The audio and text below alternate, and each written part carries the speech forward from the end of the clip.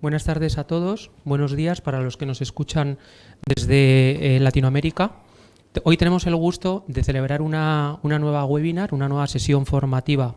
del Instituto de Oficiales de Cumplimiento relativa a una temática que pensamos que a todos nos es de muchísimo interés y que tiene que ver con la responsabilidad penal de las personas jurídicas.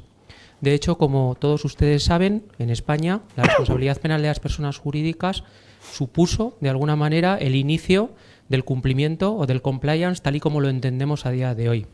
Es verdad que el compliance ha evolucionado mucho también en España y que cuando hablamos de cumplimiento en realidad hablamos de muchas otras cosas y no solamente del puro compliance penal, pero siendo así también es verdad que la responsabilidad penal de las personas jurídicas continúa siendo o continúa lanzando pues una serie de interrogantes, muchos de ellos todavía no resueltos y a los que es necesario dar el oportuno seguimiento. Hoy nos acompaña para hacer esta presentación que lleva por título Imputaciones a personas jurídicas en la Audiencia Nacional, lecciones positivas y negativas, don Javier Sánchez Vera. Don Javier Sánchez Vera es catedrático de Derecho Penal y ejerce la profesión en el despacho Oliva Ayala, un despacho profesional con sede en Madrid y seguramente uno de los más reputados desde el punto de vista del ejercicio de la práctica penal y en particular experto en todo cuanto concierne a la responsabilidad penal de las personas jurídicas. Y el objeto de su presentación es el de centrarse en pues cuáles son las últimas líneas jurisprudenciales en relación con esta materia compleja y en particular lecciones aprendidas en el contexto de recientes resoluciones que han sido dictadas no tanto por el Tribunal Supremo, que como ustedes saben, pues desde las primeras sentencias que tuvieron lugar allá por el año 2016 no ha desarrollado jurisprudencialmente demasiado todas estas cuestiones, sin perjuicio de algún tipo de resoluciones aisladas, sino por los órganos o por las instancias jurisdiccionales que directamente lidian con estas cuestiones en primera o en segunda instancia. En particular, el señor Sánchez Vera nos va a comentar cuáles son las principales lecciones aprendidas desde el punto de vista de los autos recientemente dictados por la Audiencia Nacional sobre responsabilidad penal de las personas jurídicas y en particular o con particular énfasis en algunos aspectos procesales que pueden resultar de especial interés. Así que sin más dilación le paso la palabra al señor Sánchez Vera. Muchas gracias. Una última aclaración, desde un punto de vista de la operativa del webinar, ustedes pueden utilizar las propias herramientas, la propia web para hacer las preguntas que consideren pertinentes y al final de esta presentación tendremos el gusto de respondérselas en la medida de nuestras posibilidades. Muchas gracias. Muy bien, muchas gracias Manuel, muchas gracias también a la organización por la amable invitación, por esta oportunidad de compartir con todos ustedes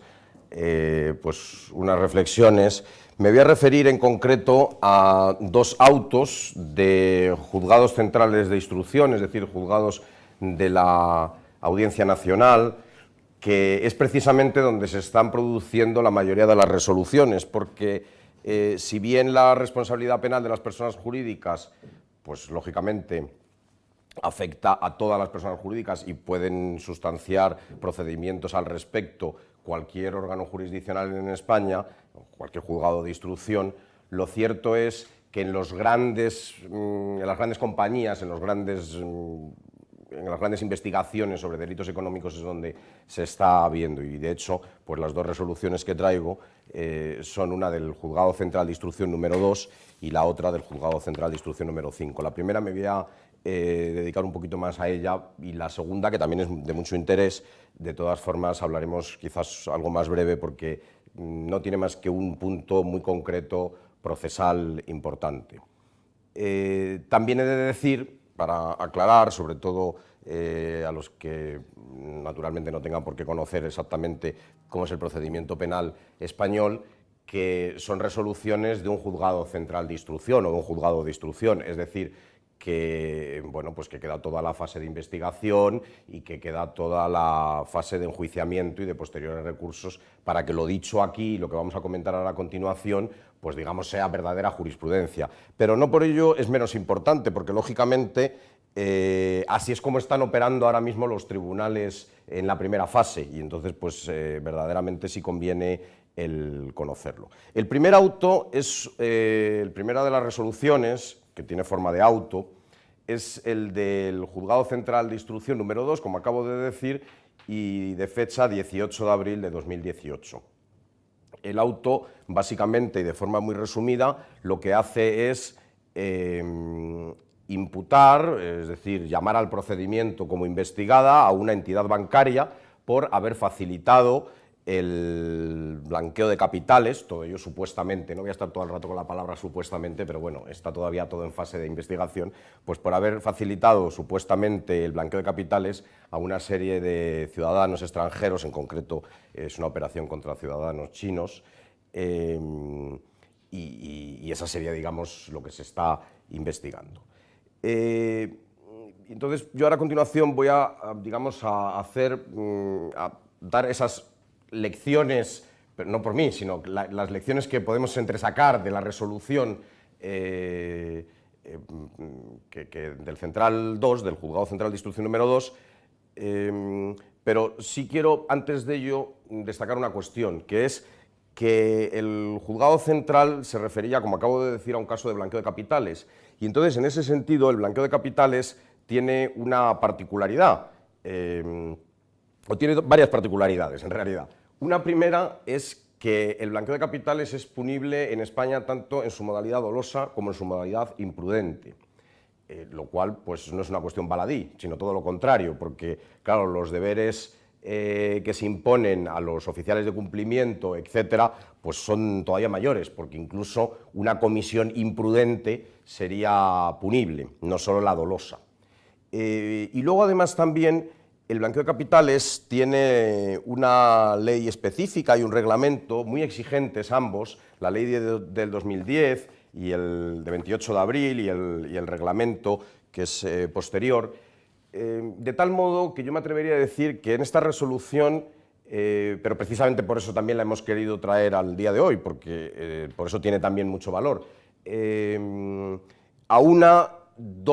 casi dos formas de cumplimiento, que es el propio cumplimiento por tratarse de una situación de lavado de activos o de legitimación de activos, como también se dice en otros países, o de blanqueo de capitales, que es un cumplimiento muy estricto, y luego el propio cumplimiento como obligación de la persona jurídica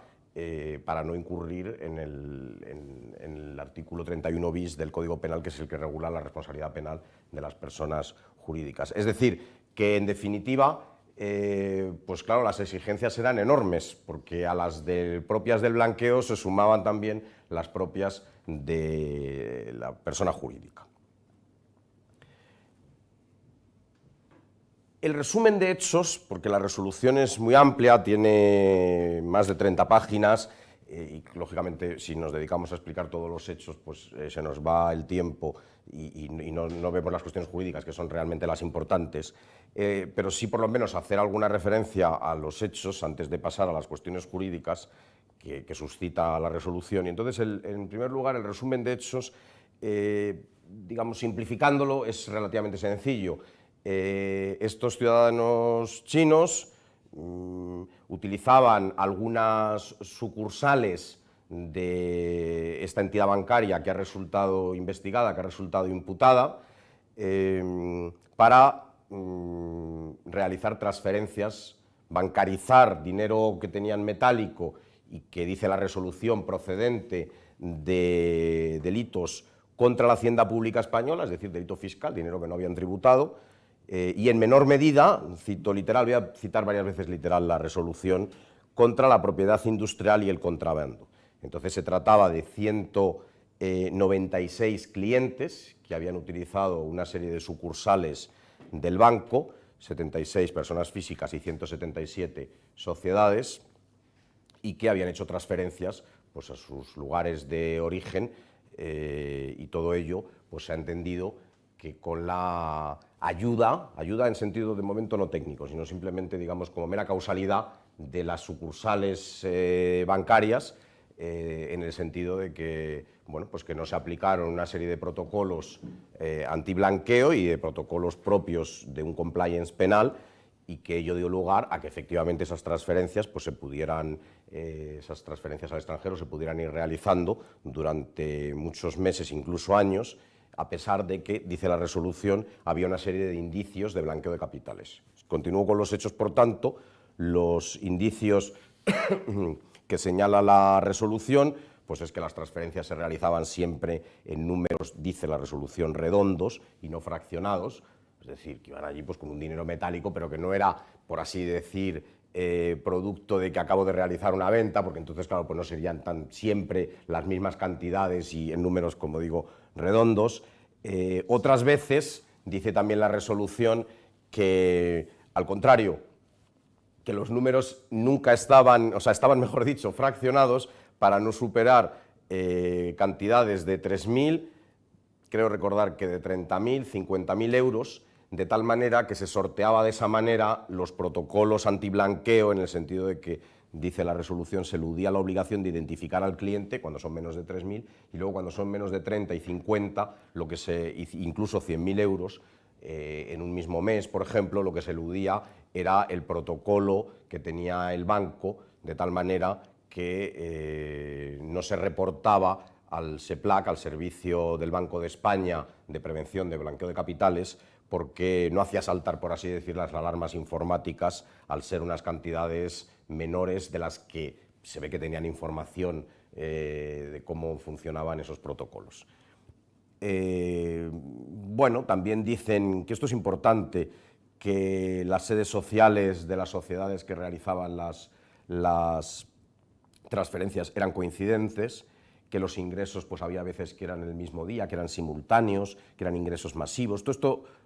lo estoy parafraseando de la resolución, que había defectos en las escrituras, bueno, esto probablemente tenga menos importancia, en las escrituras de la constitución de las sociedades, que se utilizaba testaferros, y esto luego veremos por qué, pero yo creo que es importante, lo cito literal, dice testaferros que deberían haber sido detectados, y aquí es la cita literal, porque se producía la coincidencia de teléfonos, de domicilios sociales, de direcciones, de correo electrónico entre personas y sociedades que aparentemente no tenían ninguna vinculación. O sea, que se hacía una transferencia o se hacía un ingreso para hacer una transferencia respecto de una sociedad y la hacía la misma persona que lo hacía de otra sociedad completamente distinta. Y entonces se decía, claro, pues esto se tenían que haber dado cuenta en la entidad bancaria. Había fraccionamiento de facturas, había permisos de residencia y DNIs, documentos nacionales de identidad caducados, etcétera, etcétera. Es decir, que los formularios de conocimiento del cliente, eso es obligación bancaria básica de siempre, ¿no? El conocer al cliente, no se rellenaban en su totalidad, se presentaban facturas de proveedores chinos para justificar órdenes de pago que no tenían una actividad acorde con la actividad mercantil desarrollada en España por los ordenantes, etcétera, etcétera. Había dicho que íbamos a hacer un resumen solo de los hechos, pero bueno, ya nos podemos hacer, por tanto, un poco idea de cuál era la situación fáctica que da lugar, primero se imputó a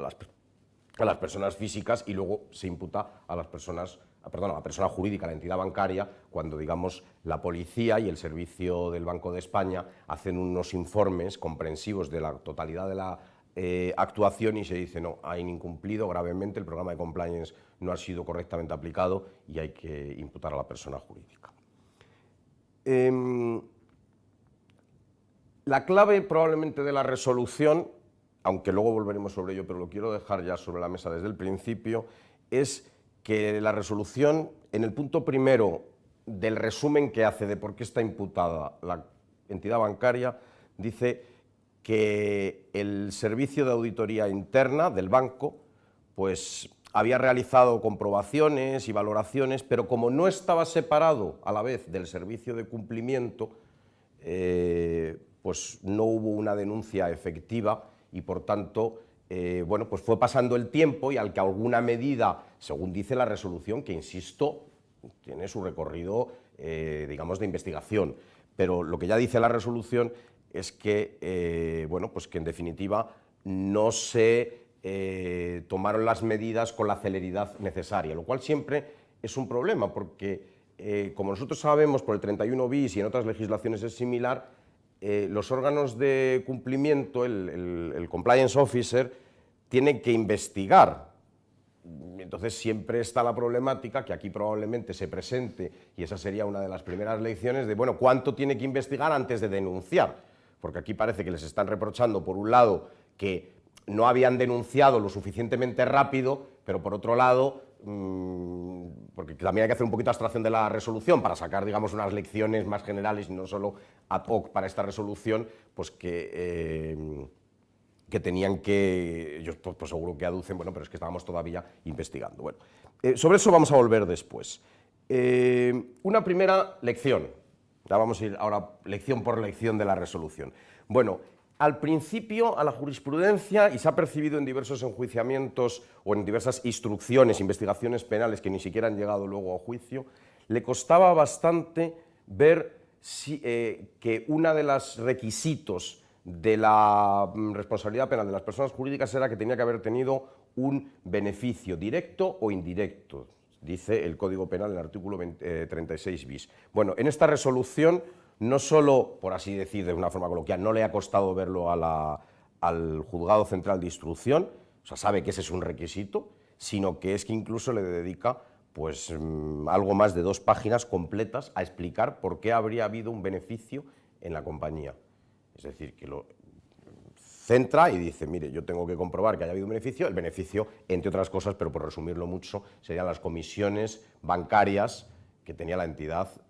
cada vez que se hacía una transferencia. Entonces dicen, se ha transferido tanto dinero, la comisión era por tanto según la transferencia, pues el beneficio ha sido de tanto, y lo calculan ya, digamos, de una determinada manera.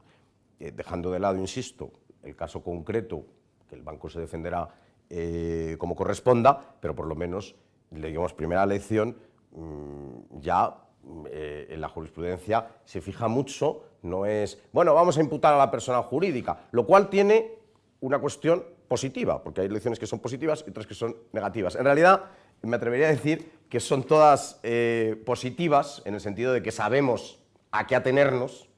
y bueno, pues no me atrevería a decir que son negativas, pero desde luego las lecciones también que tenemos que extraer es que, desde luego, de este asunto, la conclusión es que las exigencias son máximas. Es decir, uno lee la resolución y se da cuenta lo exigentes, o sea, no hay, digamos, ningún tipo de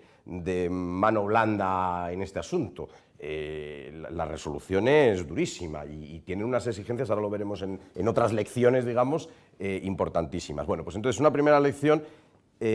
los órganos jurisdiccionales ya han aprendido muy bien en qué consiste el 31 bis, lo cual quiere decir que si lo hacemos bien, pues resultaremos exonerados. Primera lección, el beneficio fue de las primeras cosas que miraron. Segunda lección. Se repite una y otra vez, eso es específico porque el caso era de blanqueo de capitales, la Ley 10 de 2010. Es decir, la Ley 10 de 2010, de 28 de abril, de prevención del blanqueo de capitales y de la financiación del terrorismo, establece una serie de, me atrevería a decir, de sistemas de compliance. Porque lo que dice es lo que tienen que hacer los sujetos particularmente obligados para que no se produzca un blanqueo de capitales. Bueno, pues en la resolución una y otra vez se hace referencia a los supuestos incumplimientos de esta legislación. Con o sin razón, pero en todo caso, esos, digamos, supuestos incumplimientos son los que llevan a que al final se acabe imputando a la persona jurídica. Claro, ahora lo vamos a ver en más detalle, porque voy a citar algunas partes de la resolución, pero esto arroja también, y creo que es de interés que lo pongamos de manifiesto, por lo menos para el debate y para que nos lo planteemos, una cuestión. La resolución parece, precisamente porque estaban aunados tanto auditoría como el oficial, la función de oficial de cumplimiento, le reprocha a la entidad bancaria efectivamente que estuvieran unidos. Pero por otro lado, eso lo vamos a ver después, pero por otro lado, y lo voy a leer exactamente qué es lo que dice la resolución, pero por otro lado, a lo largo de la resolución, de las muchas páginas de la resolución, en cambio, llega a una conclusión que parece que es un poco contradictoria con lo anterior. Probablemente no lo sea, pero habrá que buscar el punto de equilibrio. Y me explico. Nosotros conocemos en el mundo empresarial eso de las murallas chinas. Bueno, pues hace un departamento, no tiene que conocer lo otro, etc. Entonces, en cambio, aquí en esta resolución Resulta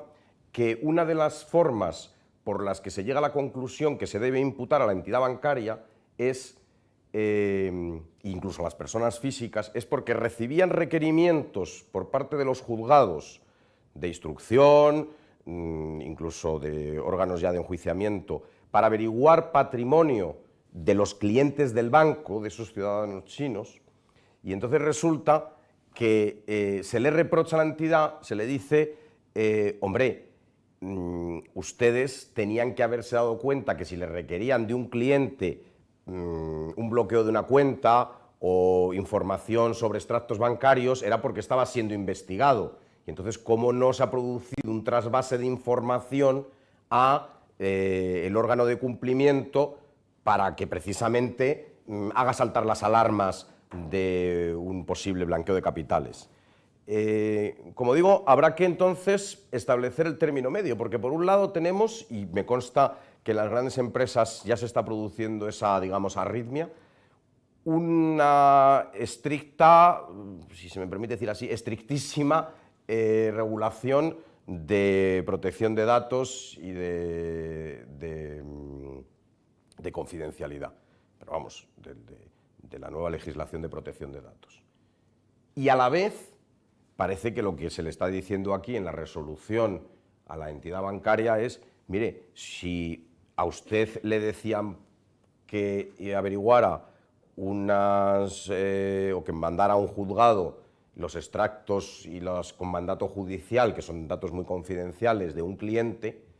pues esto le tenía que haber hecho usted saltar las alarmas. Por eso antes me atreví a decir que la resolución es, lo digo de forma coloquial y muy sencilla, súper estricta, porque claro, el banco pues a lo mejor acabará alegando, decir, oiga, pero es que yo, mire, en fin, eso es de un cliente concreto que me dice, claro, el que yo tenga que establecer todas las, digamos, conexiones entre los distintos clientes, poco menos que, lo digo exageradamente, abrir el sobre y pasarlo por todos los departamentos para decir, ojo con este cliente que como me han hecho un requerimiento debe ser que tiene un problema que tampoco sabemos exactamente, porque la resolución no lo dice, cómo venían esos oficios, esas solicitudes de información, porque claro, la solicitud de información no creo, normalmente por lo menos no es así, que dé explicaciones de por qué puede ser. Puede ser porque sea un impago de pensiones a su cónyuge de la que está o del que está separado, o puede ser efectivamente un tema de blanqueo de capitales. Pero hasta ahí, por tanto, llega la exigencia del Juzgado Central de Instrucción. O sea, es muy estricto, porque es uno de los reproches que se hace una y otra vez en las distintas páginas de la resolución, y que lo quería yo poner, digamos, sobre la mesa del debate y de la discusión, porque aparte de reprocharse otras cosas, como que no ha habido suficientes comunicaciones al SEPLAC, al Servicio del Banco de España, es decir, cuando dice suficientes es que debió haber algunas, pero en cambio pues se considera que no son suficientes, con lo cual pues también ahí se ve que son muy estrictos. Y esta otra cuestión que digo de las, yo he resumido aquí así en el esquema para la exposición, de las no murallas chinas, y todo debe ser porque se entiende que hay un bien superior, que es el compliance penal, que incluso pues que habilitaría frente a posibles infracciones, casi, infracciones lo diríamos entre comillas, de protección de datos. O sea, hasta el punto de pensar, bueno, quizás usted, por ser respetuoso con ese bien superior del compliance penal, pues puede ser incluso más laxo a lo mejor con el tema de protección de datos. No lo sé porque todavía no hay jurisprudencia, pero a mí es una reflexión que me surge al hilo de la resolución de la Audiencia Nacional. Dice, por ejemplo, en la página 7, no vienen numeradas, pero bueno, yo las he numerado para que nos entendamos, dice los requisitos judiciales, perdón, los requerimientos judiciales, perdón, que se enviaron a las sucursales, no se lo mandan directamente a la unidad de cumplimiento, en averiguación del patrimonio ilícito de los clientes investigados, eran señales e indicios claros de tratarse de ganancias de origen ilícito. O sea, nos está diciendo que tiene que haber un trasvase de información, lo cual, pues, obviamente, pues es una cuestión, digamos, a debatir y importante. Luego tiene alguna cuestión que la resolución quizás, bueno, pues son resoluciones que de momento tienen el recorrido de la instrucción de la causa, ¿no? Porque dice, por ejemplo, no se hicieron exámenes especiales tras recibir los requerimientos judiciales, ni comunicación por indicios al SEPLAC, al Servicio del Banco de España, de Prevención del Blanqueo de Capitales. Claro, pero oiga, si recibe el banco una comunicación de un órgano jurisdiccional,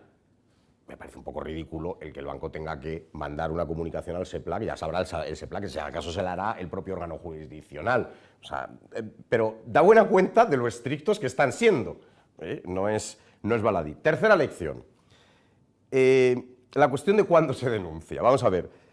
claro, por un lado, y además aquí se entremezcla con el blanqueo una cuestión complejísima, porque en la Ley 10 de 2010 hay ocasiones en las que dice: mire, usted tiene que denunciar al supuesto blanqueador, pero tiene que realizarle la operación para que no se dé cuenta y entonces, digamos, tiene que seguir haciendo como que está asesorándolo, por ejemplo, para los abogados, eso está así establecido, para que, bueno, pues el SEPLAC pueda casi, no lo dice así la ley, pero vamos, ya caer sobre él cuando ha consumado la operación y no le advierta a usted, mire que si usted lo hace así yo voy a ir a denunciarle a blanqueo de capitales, sino que usted siga actuando. Bueno, ese es un problema específico del blanqueo, pero en general, claro, la cuestión del compliance officer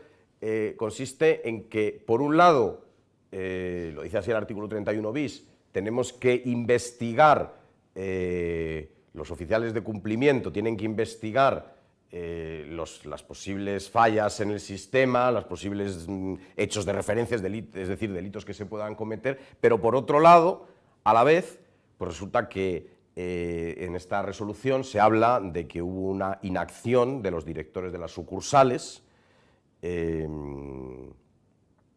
Se habla también, por ejemplo, que aunque, ya lo he dicho antes, que aunque se denunció en alguna ocasión, pero bueno, que no habría sido suficiente. Y, por ejemplo, se dice,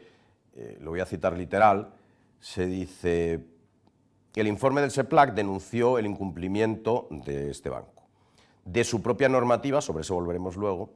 y la propia auditoría interna del banco reportó el incumplimiento reiterado de esas entidades a la Dirección General a mediados de 2015. Esa auditoría sí reportó, pero lo que sucedió es que, claro, no se denunció. Dice: pese a ello, los órganos de cumplimiento normativo de la Dirección General no dieron órdenes definitivas para que cesaran esas prácticas. Órdenes definitivas. Claro, eso en una resolución judicial tiene su gracia, porque si no hubieran dado ninguna orden, hubiera dicho no dieron ninguna orden. Dice órdenes definitivas, o sea que algo, por lo que se deduce, debieron hacer. Dice: salvo recomendar el bloqueo temporal de operaciones, pedir nuevas justificaciones documentales a los clientes sospechosos de blanqueo, a los que en algún caso les permitieron seguir ingresando y transfiriendo fondos. Es decir, que sí que se hicieron cosas, y a pesar de todo, han llamado a la compañía imputada. Lo cual, insisto, pues por lo menos en este statu quo, lo que nos lleva es a que la tercera lección sería: más vale denunciar pronto, porque uno podría pensar, o por lo menos si no, uno podría pensar, bueno, primero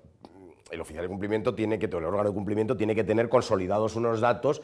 antes de denunciar, pero la verdad es que la resolución es tan estricta que, bueno, nos faltan datos porque tenemos la resolución, no estamos inmersos en esa instrucción de la causa, pero desde luego, por lo menos hay que plantearse como, digamos, cuestión importante, en qué momento vamos a denunciar, porque si esperamos mucho podemos tener algún problema. Yo creo que la recomendación sería el ir dejando documentado. Aquí, de momento, no ha ayudado mucho, pero por lo menos algo tendrían documentado, porque dice: salvo recomendar el bloqueo temporal, pedir nuevas justificaciones. Eso es porque lo tenían documentado. Y claro, si lo tenían documentado, pues lo que hay que hacer es efectivamente tenerlo lo más que se pueda documentado para que, si, dicho así coloquialmente, cae la policía sobre la mercantil y sobre el equipo de cumplimiento, puedan decir: mire, yo estaba todavía averiguando. Usted no me puede pedir que lo que no sabía la Fiscalía, no sabía la Policía, no lo sabía nadie, yo ya lo supiera y además ya hubiera denunciado y poco menos que hubiera puesto ya la sentencia. Bueno, deme un poco de tiempo, porque ustedes también parece que lo han necesitado. Entonces, bueno, en ese sentido yo creo que aquí la entidad aunque no quiero meterme donde nadie me llama, pero creo que va a tener una buena, digamos, defensa en el sentido de que la propia resolución lo imputa, pero está reconociendo que hubo bloqueos, que hubo peticiones de justificación de documentación, etc. Esa sería la tercera lección, es decir, el tiempo de la denuncia, por nuestra parte. Cuarta lección. Bueno, esta es muy sencilla y la podemos resumir en una frase. No hay que crear, no hay que legislar internamente con normas que no vayan a ser cumplidas. En otras palabras, y aunque suene así un poco raro, el programa de cumplimiento, el programa de compliance debe ser un programa, dicho así, es una cosa casi política, como lo hablan los políticos, posibilista. ¿Por qué? Bueno, pues porque resulta que en la resolución, en la página 11, 14, 20, 21 y en alguna otra, no hacen más que repetir una y otra vez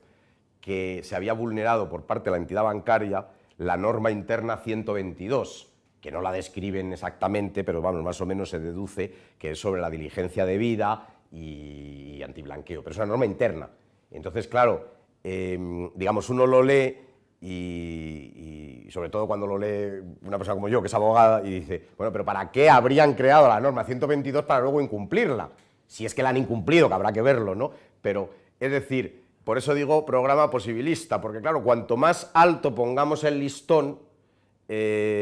pues luego va a venir un juez instructor y nos va a decir, pero oiga, si usted tiene unas normativas y resulta que no las ha cumplido. Entonces, de nuevo tiene que ser una cosa, efectivamente hay que cumplir con el artículo 31 bis, pero por otro lado, pues tiene que ser las posibilidades reales. No conviene exagerar, no conviene ir más, porque claro, sorprende que no citan como incumplimiento, aunque también la ley 10 del 2010 de blanqueo de capitales, sino que están todo el rato citando la norma 122. Me da la sensación que debía ser incluso más estricta que la propia normativa de capitales. Y claro, pues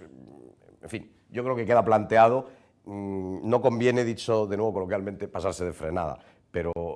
insisto, eso es lo que dice el juzgado de instrucción en el auto de imputación. Estoy seguro que la norma 122 no debía ser tan así como dicen, porque si no, me parece un poco raro que estuviera así tan flagrantemente incumplida. Quinta lección, y con esto vamos ya, digamos, a la última de las cuestiones importantes y enseguida pasamos a la otra resolución para que haya tiempo para las preguntas y el debate. Que exista efectivamente una separación. La resolución, ahora lo voy a leer literal porque es importante, cita el propio artículo 31 bis entre, digamos, el órgano de cumplimiento y, dice auditoría, pero yo me atrevería a decir casi, y el resto de los órganos. Es decir, tiene que ser autónoma, porque es lo que dice el artículo 31 bis, que insisto, es que los juzgados de instrucción están ya muy puestos en el artículo 31 bis, no es como al principio, y entonces, claro, pues hay que hacer las cosas pues muy bien. 31 bis, en el número segundo, dice, si el delito fuere cometido por las personas indicadas en la letra A del apartado anterior, la persona jurídica quedará exenta de responsabilidad si se cumplen las siguientes condiciones. Primera, la que sea. Segunda, esta es la que cita la resolución. La supervisión del funcionamiento y del cumplimiento del modelo de prevención implantado ha sido confiada, o sea, ha de ser confiada para que exista exoneración, ha sido confiada a un órgano de la persona jurídica con poderes autónomos de iniciativa y de control, o que tenga encomendada legalmente la función de supervisar la eficacia de los controles internos de la persona jurídica. Ahí yo creo que la palabra clave es autónomo,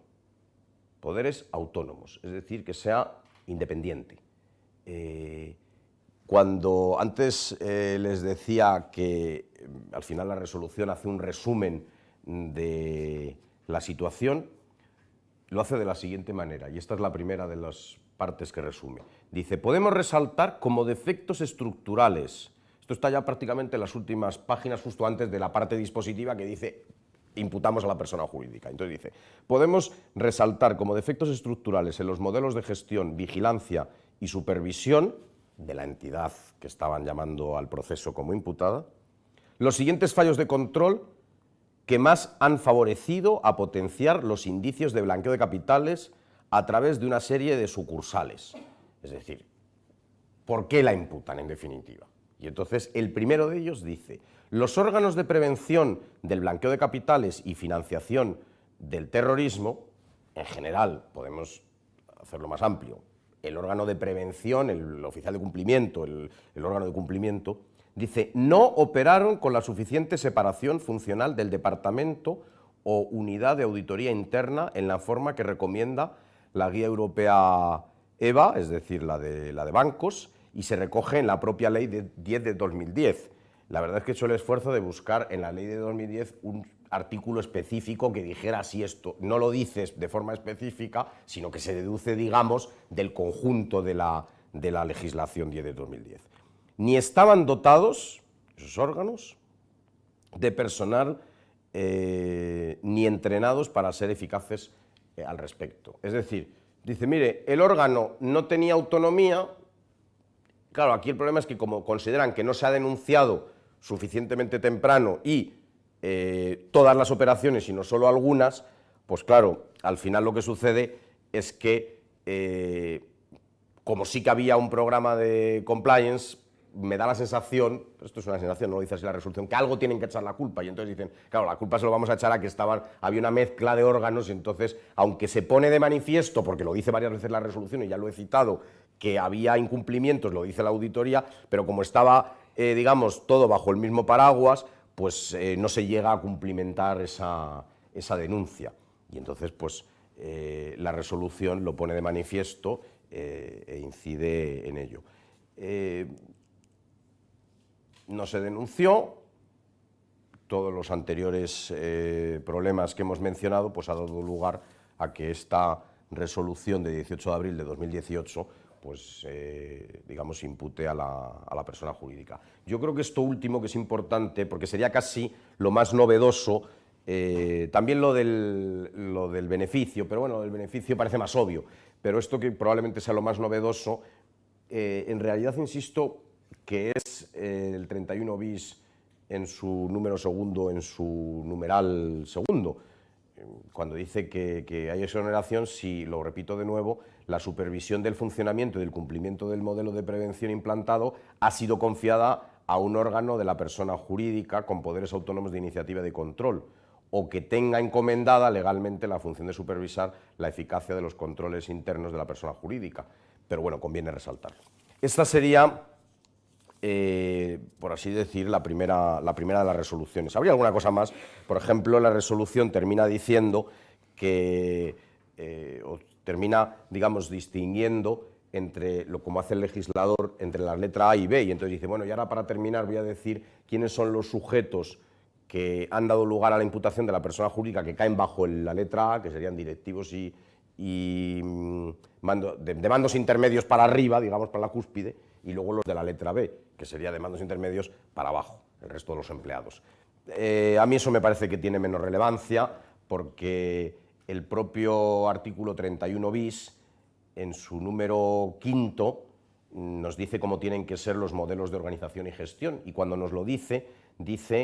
lo leo literal, los modelos de organización y gestión, o sea, el modelo de compliance a que se refiere la condición primera del artículo segundo, que es la que se refiere a los de la letra A, y el apartado anterior, que es lo que se refiere a los de la letra B, deberán cumplir los siguientes requisitos. Entonces, si el modelo de cumplimiento es igual para los de la letra A que para los de la letra B, pues, bueno, la resolución quizás, porque ha querido ser muy didáctica, lo ha dividido luego al final, en las últimas páginas, en la letra A y B, pero me parece que tiene menos trascendencia práctica. Paso con ello ya muy brevemente, porque quiero, insisto, dejar tiempo para las preguntas o para alguna cuestión suplementaria,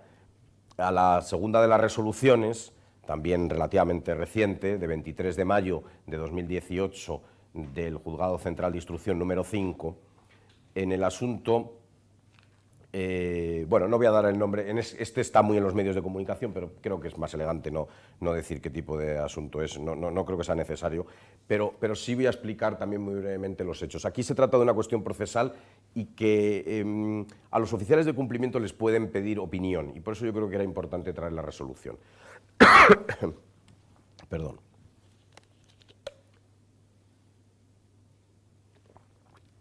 Se trataba de un supuesto en el que una mercantil está imputada, lleva ya tiempo imputada, bueno, ahora ya saben que se dice investigada, en el Juzgado Central de Instrucción número 5. Igual que la otra resolución, es una resolución, digamos, muy bien conformada, muy discutible, por supuesto, para eso estamos, pero es una resolución interesantísima. Bueno, entonces esta resolución da respuesta a la siguiente situación procesal que se ha planteado. La compañía estaba imputada, llevaba tiempo imputada, ha colaborado grandemente con la investigación, la compañía despidió a los, ya no tiene relación laboral con las personas físicas imputadas que cometieron el hecho de referencia, y lo que sucedió fue que en un momento dado la compañía solicitó personarse como acusación particular, pero estaba ya como investigada, o sea, estaba acusada, de una forma no técnica, acusada es cuando ya se abre juicio oral, pero bueno, para que nos entendamos, estaba acusada y pide además acusar. ¿Acusar a quién? Acusar a las personas físicas. Entonces, en un primer momento, el juzgado y la fiscalía lo deniegan. No quieren porque, claro, piensan que puede ser una suerte de... Lo digo así porque es que viene a cuento ahora de la continuación de los requisitos que vamos a ver, que puede ser una suerte de fraude de ley. Es decir, bueno, pero usted está aquí, usted defiéndase de lo que le decimos que ha hecho usted, que es tener un mal programa de compliance o no haberlo ejecutado correctamente, etcétera, etcétera. Usted no está aquí para acusar a nadie. Y en un momento dado cambian, y efectivamente la resolución de 23 de mayo, pues en su parte dispositiva, acuerda, digo parte dispositiva, acuerdo, admitir la personación de la abogacía del Estado en calidad de acusación particular, es la abogacía del Estado la que está defendiendo la mercantil, invocando interés como perjudicado, en representación de la compañía que es y del Ministerio de Agricultura y Pesca, Alimentación y Medio Ambiente. Bueno, se la ha dejado personarse. Dejando de lado la particularidad de que pues, la abogacía del Estado con buen criterio pues a lo mejor se le ha dado, digamos, un mayor peso, etcétera, pero eso no es lo importante, porque la resolución no hace referencia a que sea una entidad que tenga que ver con lo público y tampoco hace referencia a que sea la abogacía del Estado la que lo solicite, sino hace referencia a lo siguiente. Dice, claro, yo tengo una mercantil que ya ha colaborado con el procedimiento, que está colaborando y que ha colaborado. Me consta que no tiene relación ya con las personas físicas que están imputadas. Y entonces, bueno, pues es legítimo que yo le deje que se persone para acusar a esas personas físicas. Así como con la otra no he puesto ningún pero, en esta sí quiero, pero también para el debate, poner un pero, que es, por tanto, han quedado excluidos los supuestos, y lo leo literal de la resolución, que insisto, es una muy brillante resolución, dice que tiene que darse una serie de requisitos. Entonces dice, en primer lugar, la persona jurídica ha de ser una sociedad que opere con normalidad en el tráfico jurídico mercantil y en cuyo seno se puedan producir comportamientos delictivos. Dice, bueno, muy bien, la podemos tener imputada, pero no tiene que ser una sociedad, digamos, de las denominadas criminales o ad hoc para cometer un delito. No vamos a tener aquí como acusación particular a una sociedad de esas características. Bueno, va dando una serie de características y luego llega una, a mi modo de ver, discutible, que dice, en cuarto lugar, la ausencia material de colaboración activa o de implementación de políticas de transformación de la sociedad para la prevención de conductas delictivas sí resulta de todo punto incompatible con el rol natural de acusación particular en el proceso. Y insiste. En quinto lugar, el interés invocado por la persona jurídica para solicitar su personación como acusación particular ha de ser estrictamente haber sufrido perjuicios directos derivados de la comisión del delito. Otros intereses o finalidades son por completo ajenas a esta situación procesal. Y por último, porque son las tres encadenadas, en sexto lugar, dice la resolución, la pretensión de personarse como acusación particular por parte de la persona jurídica investigada no puede ocultar la intención de defenderse, tratando de negar o desvirtuar los hechos en que se sustenta la imputación contra la misma, o alegando la falta de concurrencia de los presupuestos típicos que sustentan su responsabilidad. Es decir, lo que viene a decir el Juzgado Central de Instrucción número 5 en las resoluciones, yo voy a dejar personar a una sociedad que está imputada si, en definitiva, me ha reconocido los hechos. Y entonces, ahora ya solo se va a centrar esa personación como acusación particular en acusar a las personas físicas, pero ya ha reconocido los hechos. Porque, y esto es lo que yo creo que es más discutible, es más debatible, porque claro, uno también podría pensar, es que la sociedad puede negar los hechos precisamente porque diga, porque lo tiene así previsto el artículo 31 bis, que el hecho de referencia, las personas físicas han cometido el delito pues precisamente porque han sorteado fraudulentamente el programa de compliance y por eso yo les acuso. Pero claro, con esta resolución esa sociedad no se podría personar como acusación particular, porque le dirían, no, pero es que usted está acusándoles pero negando los hechos, el hecho suyo, de que usted se responde. Porque lo que dice la resolución es usted tiene que aceptar su responsabilidad, según el 31 bis, y luego ya si quiere acusa a las personas físicas. Eso a mí me parece por lo menos que puede ser debatible.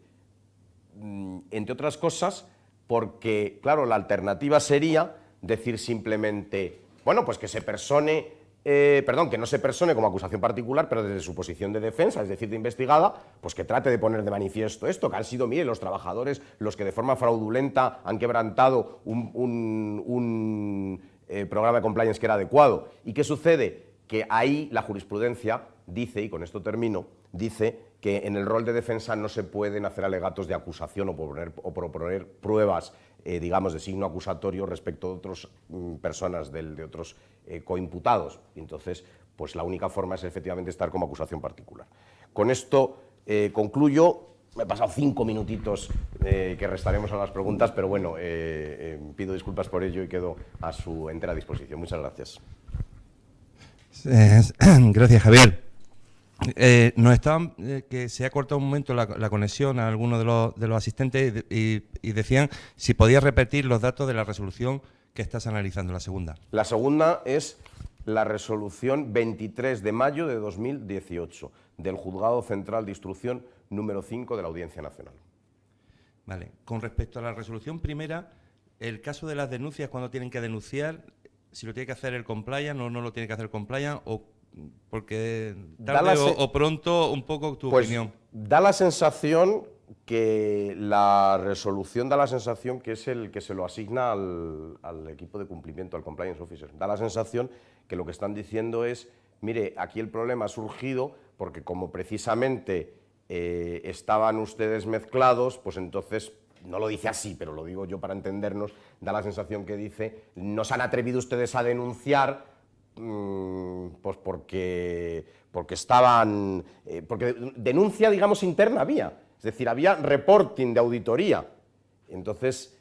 si esa no la consideran suficiente, pues debe ser que la que consideran, digamos, que tiene que producirse es la del propio compliance officer, me da la sensación. Pero la resolución no es muy clara en esto y bueno, habrá que ir viendo un poco cómo va evolucionando la jurisprudencia. Pero bueno, para esto están estas, digamos, jornadas, ¿no? Para ir viendo poco a poco cómo va evolucionando la jurisprudencia.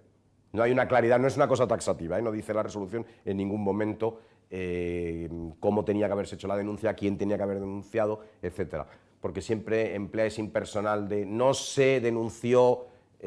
todas las operaciones, etcétera. Y claro, pues cuando lo pones con el se y no dices no denunció el oficial de cumplimiento, asesoría jurídica, auditoría, pues siempre queda ahí un poco la duda, pero me da la sensación que se está refiriendo a que tenían que estar separados y que tenía que haber sido el oficial de cumplimiento. O el equipo del oficial de cumplimiento, lo digo así por resumir, pero bueno, se entiende que será un equipo de personas. Porque también, por cierto, la resolución insiste, que antes no le he dado a lo mejor la importancia debida, que dice, en algún momento hemos dicho que al final que había que no había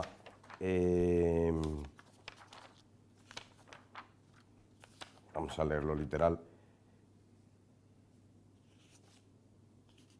no estaban dotados de personal ni entrenados para ser eficaces. Bueno, lo del entrenamiento a mí me parece que es una palabra un poco adecuada, ¿no? Pero dejando de lado esa palabra, se está refiriendo a que tengan medios humanos suficientes, es decir, que sea personal suficiente para la entidad, para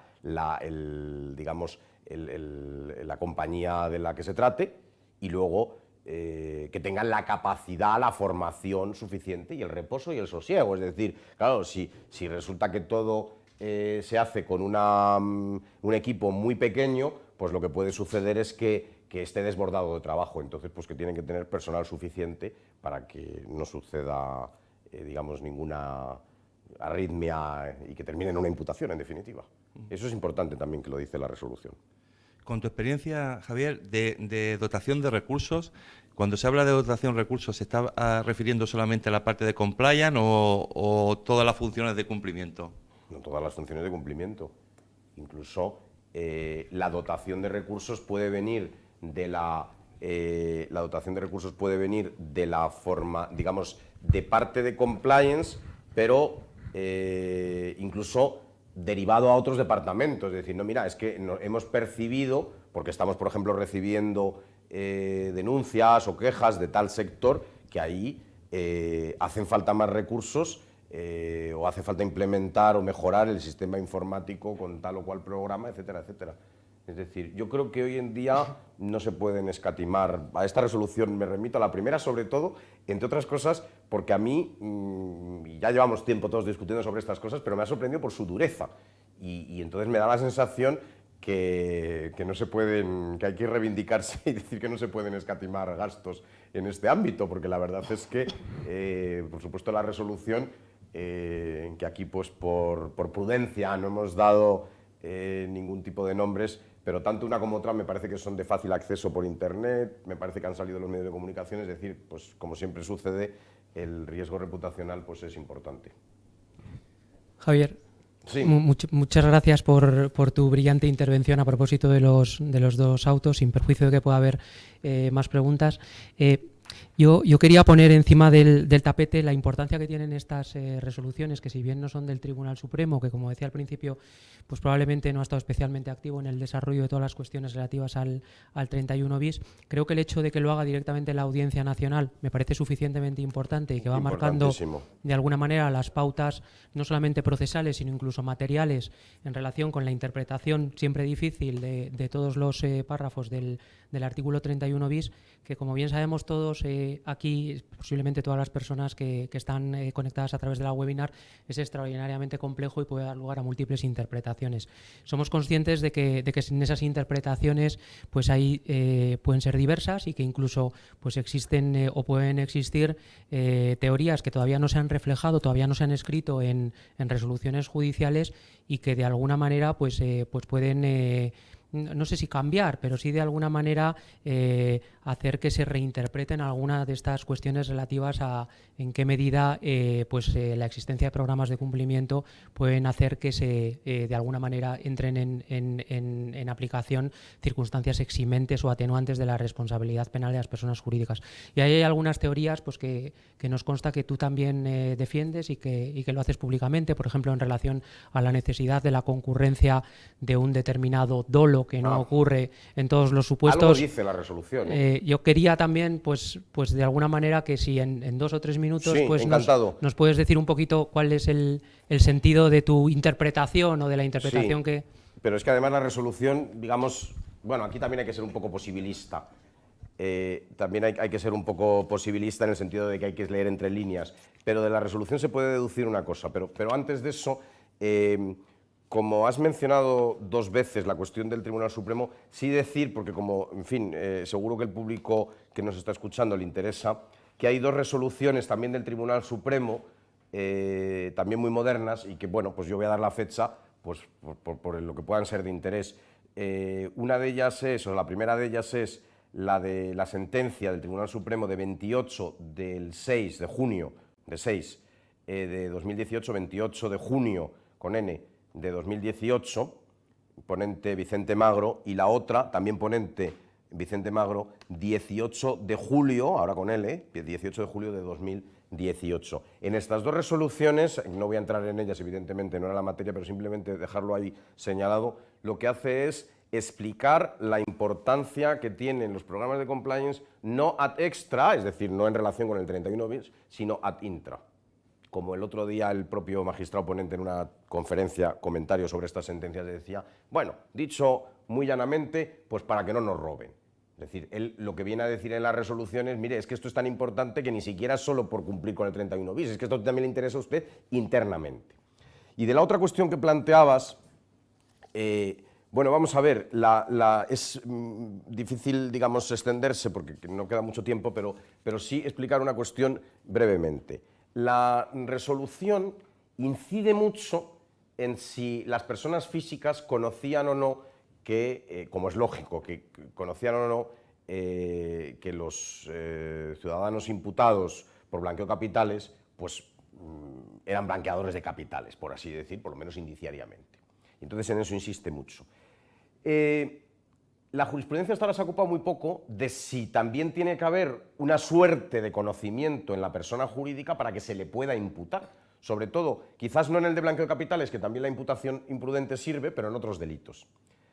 Es decir, como una suerte de, lo mismo que para las personas físicas, pues hace falta el dolo, pues también como una suerte de dolo para la persona jurídica. Bueno, la resolución, que insisto, es muy contundente, pues de alguna manera sí da la sensación que se ocupa del problema, porque dice, hay un momento dado, a ver si lo encuentro rápidamente, dice, aquí, dice, bueno, que el incumplimiento, también al final, en las últimas páginas, dice, bueno, el incumplimiento ha sido importante y tal, y luego dice que claro, que el problema es, dice, el incumplimiento de sus obligaciones de diligencia debida como banco fue contumaz y no episódico.